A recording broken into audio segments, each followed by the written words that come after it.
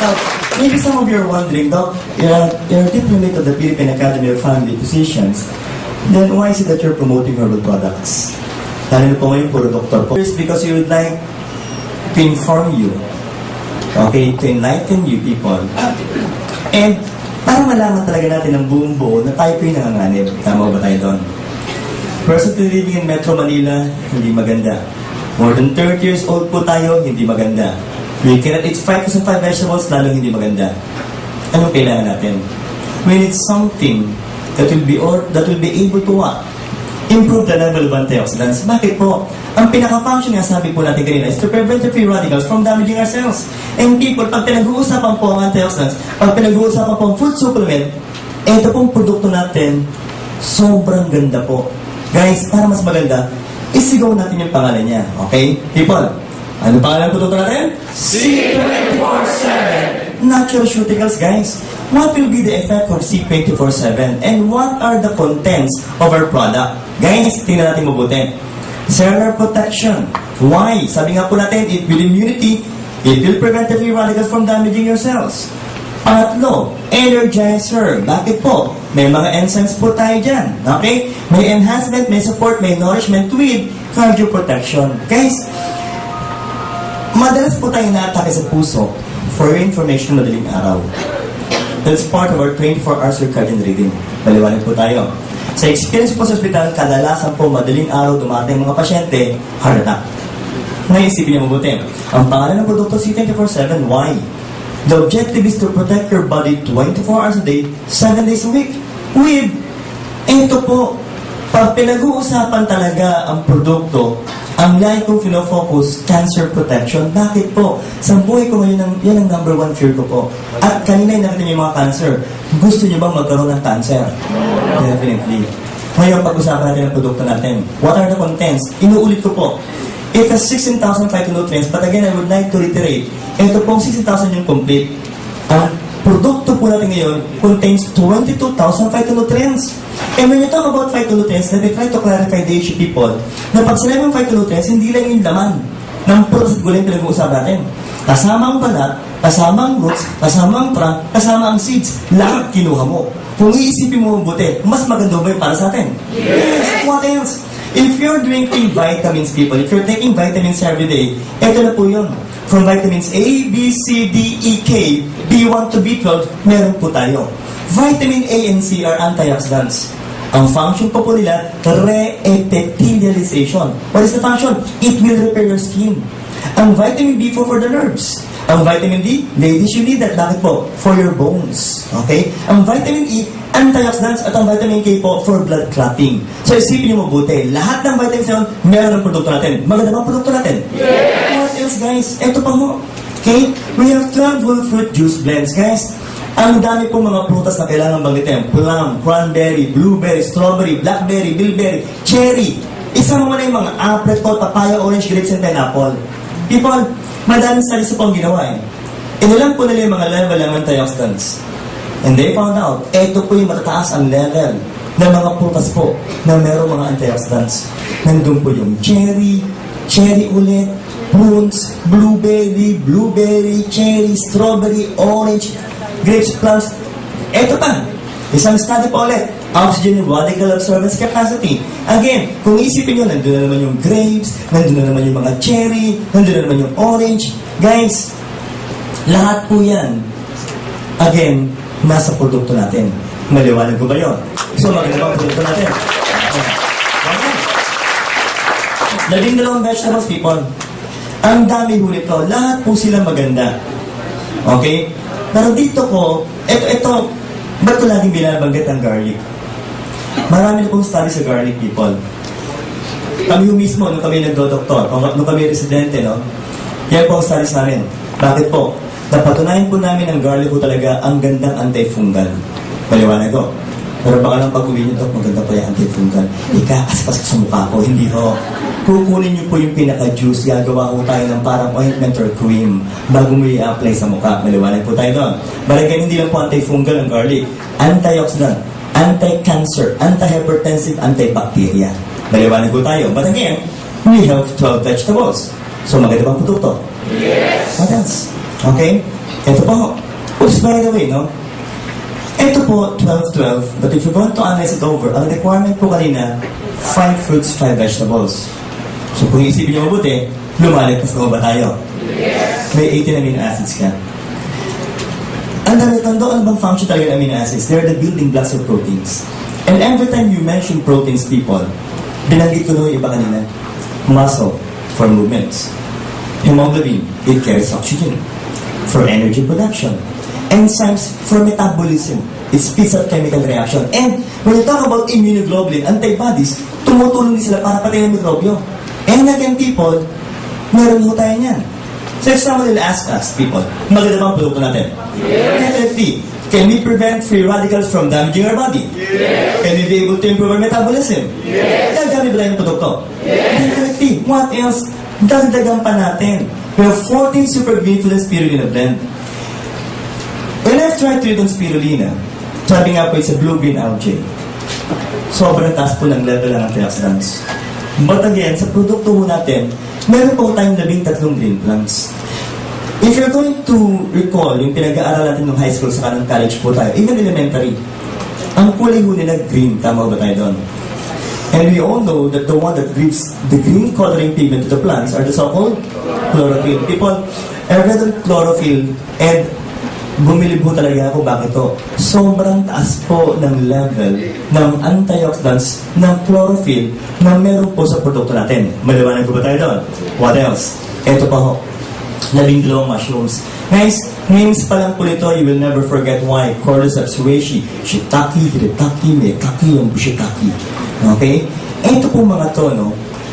Isang mo na hirimatsutake, kawaratake. Guys, ang unang mga sumikat dito is Ganoderma reishi and even agaricus. Ang ginawa po nila ay sinama sa mga kape. At yung mga kapingin people, ano po nangyari? Sumikat to. It became $1 million business. Why? Because they have proven kung gaano po kaganda ang reishi sa agaricus. Wala po tayong quarrel pag pinag-usapan kung talagang maganda sila. Sobrang ganda po. But again, if you're going to analyze it over, dalawa para sa atin bitin. Ang ginawa po sa produkto natin, we have 12 mushrooms. At kung pag-iisipan, kung babasahin mabuti, each containing high levels of antioxidant and anti-cancer properties. So, ang sinasabi ko nga lagi, mas maganda mga produkto natin. Yes, what else? Ito po ho. 12 digestive enzymes. Ulitin natin. Ano po ang function ng enzymes? It speeds up chemical reaction. One word, metabolism. Guys, marami bang enzymes sa produkto natin? We have 12. Inside our mouth, if you're going to analyze it over people, meron tayong tinatawag na salivary amylase. What is the function? Digest carbohydrates inside your mouth. Kung tawagin po natin starch. Okay? Pangalawa, punta po tayo ng stomach, may proteins po tayo. What is the function? Digest the proteins. At yung pangatlo po, may tinatawag tayong lipase. Anong function po? Digest the fats. Isipin nyo, 3 magandang enzymes. Dagdagan mo pa rin siya. We have 12 enzymes found in our product in people. Alam mo naman ang function nito. It speeds up chemical reaction for metabolism. So maganda ba ang produkto natin? Yes. What else? Ito pa. We have, ito maganda pa usapan, 12 herbs and specialty nutrients and 10 essential fatty acids. Kaya ito, essential fatty acids, di ba taba? Di ba medyo hindi maganda? Ang pinag-uusapan, essential fatty acids. People, look at this one. Ang laman po ng produkto natin, omega-3. And it can be obtained from diet. It is also found in our product. Ang mga omega-3 po, it is said to be a long-chain polyunsaturated fatty acid. Kung tawagin po, yun yung magagandang klase ng taba. Why? Because the function of which is to lower blood cholesterol. Maliwanag ko ba tayo? Now what else? Ladies, if you're suffering from dysmenorrhea, like sinasabi, you take flaxseed. You take the product. Ano bang function talaga ng flaxseed? Look at this. Ang flaxseed po, merong ALA. What is ALA? Sabi-sabi tayo. Alpha-linoleic acid. Again, it's an essential omega-3 fatty acids. Ano function?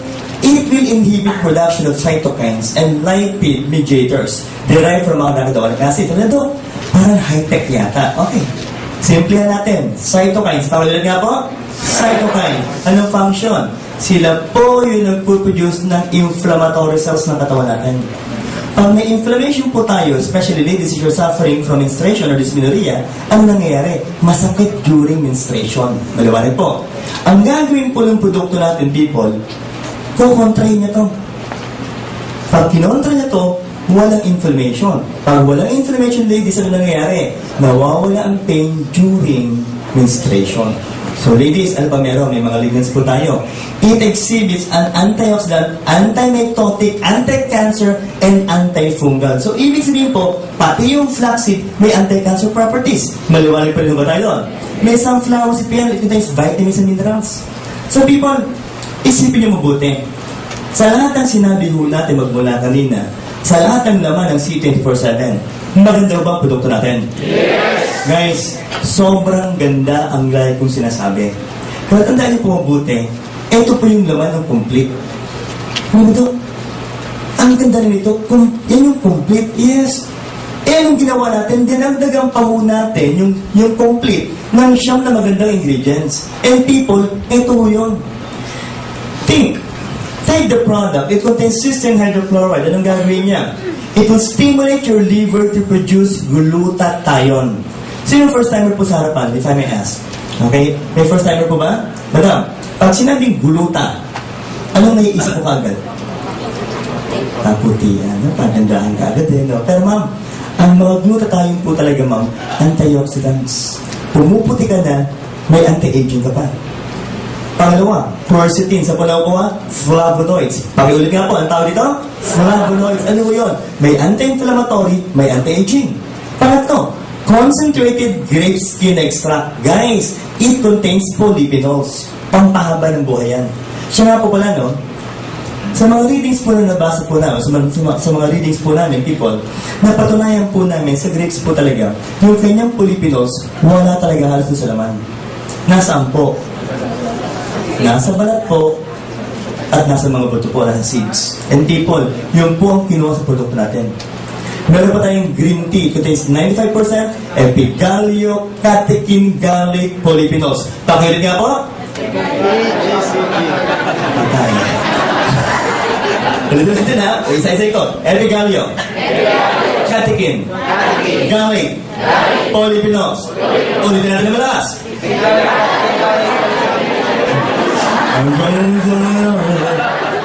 Epigallio, catechin, garlic, polyphenols. Pampahaba ng buhay. People, isipin mabuti. Ang may ng mga Chinese, tama ba tayo doon? Okay. In all honesty, parang ginagawa lang tubig yan. But again, people, don't worry why. Patipingin ng mga Chinese, part na rin ng produkto natin. With coenzyme Q10, anong pinaka-function po ito, people? Now, being regards to the vitamins to your heart, why? They also lower blood cholesterol. Now, isipin niyo mabuti. Sa limang binanggit ko po, mas gumanda ba yung produkto natin? Yes! Sinamahan pa ng 4 na longevity polyphenols. Anong function? Pampahaba po ito ng buhay. Simple lang mo ang tanungan dito eh. Sino ba dito ang gustong humaba ang buhay? Tas ang kamay. Oo naman. Masarap po yan. Guys, eto po yung ibigbitin ko kayo. Bakit po? Ang magsasalita po ito mamaya, okay po, is our El Presidente. Okay? Because this is another product called as Restore Life. But again, think it over. Siyam na magandang ingredients sinama sa produkto natin, mas gumanda pa ang produkto natin. Yes! Guys, palapakan niyo muna ang C24/7. Ayun. It was able to make use of 3 types of technology. The first is nanotechnology. Sabi na, Doc, nano. Parang ginagamit na yan ngayon sa pagdating po sa chemistry, pagdating po sa field ng medicine, sa mga gamot. Yes. When we talk about nanotechnology, it means minute particles. People ang pinag-usapan ngayon na atoms. Pag sinabing nano, mas maliit pa doon. Anong ibig sabihin? Sa sobrang kaliitan po nila, they can easily penetrate the membranes of your cell. And they can prevent the free radicals from damaging your DNA. Maliwanag ko ba tayo? Pangalawa, Cyanotech, derived from the word synergism. Guys, ang ibig sabihin pala niyan, nagtutulong-tulong yung iba't ibang klase ng produkto. Maliwanag po tayo. Isipin mabuti, marami bang laman ng C24/7? Yes! Iba't iba ba ang laman ng C24/7? Yes! Sabi nito, hindi ba parang confusing, di ba? Pag iba't iba, nag-aaway-away. Guys, ganito kagaling po ang mga scientists, ang mga herbalists, at mga doktor ng Nature's Way. Why? Ang dami yung produkto na pinagsama-sama ho nila. Pero pag pinagsama-sama pala, Ang ginagawa nila, tinutulungan yung bawat isa para gumanda yung function. At yung pong ginamit sa produkto natin. With phytoalkatech. What is the meaning of phytoalkatech? Well, it was derived from the word alkaline. Lagi akong tinatanong Doc, anong significance ng alkaline? Okay. If we're going to ask people, no? If we're going to think, ano ba talaga laman ng sikmura natin? Ano bang function ng laman na yun? Ito acid. Tama ba tayo doon? Okay. Gastric acid, hydrochloric acid. It was proven.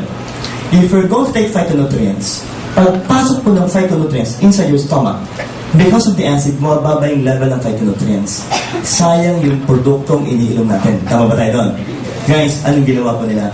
Pinalitan na po yung acid. Ginawang alkaline base yung produktong C24/7. Nito, paano nangyari yun? A good example, guys. Ang complete may vitamin C. Maliwanag ko tayo. Sabay-sabay tayo. Ang tawag dito, ascorbic acid. Maliwanag ko. Wala na ko tayong ascorbic acid. So nito, wala nang vitamin C. Meron pa rin po. But now in alkaline preparation, ang tawag po dito is sodium ascorbate. Now, anong significance? Since it is already alkaline base, if you will take the product C24/7, as it enters your stomach, it will try to neutralize the acid inside the stomach. Nakontra mo yung acid. Ang mangyayari, mas maraming phytonutrients po papasok saan? Loob ng sikmura. At sa loob ng intestines. Anong significance? Pag mas maraming phytonutrients po ang nasa loob ng intestines, ma-absorb na katawan yan. It will enter your blood and they will enter your cells. Mas maganda ho ang produkto natin. With these three technologies, mas lalo bang gumanda ang C24/7? Yes! What else? Guys, balat pa lang ng produkto natin, vegetable na po. Anong kagandahan? Pati po bowel movements po natin, gumaganda. Siya nga pala, no? Ito, kailangan itanong nakainom na ba kayo ng paracetamol? In all honesty, yung tableta ng paracetamol, malambot o matigas? Hindi lang ang paracetamol, pati pa ibang produkto po natin na meron po sa market. Okay, the synthetic products, why? They contain 30 to 40% excipients. What are these excipients, people? When you talk about gamma radic, yun yung pinaka-covering kaya matigas. When you talk about the fillers, as the word implies, pandagdag kaya lumalaki. And when you talk about the binders, kaya sila nagdidikit-dikit, nagkukumpul-kumpul. That's because of the binders. And guys, again, think, 40% excipients. Ito, ibig mong sabihin, 40% para lang dinaya, parang starch. Maliwanag ko tayo doon. Guys, with C24/7,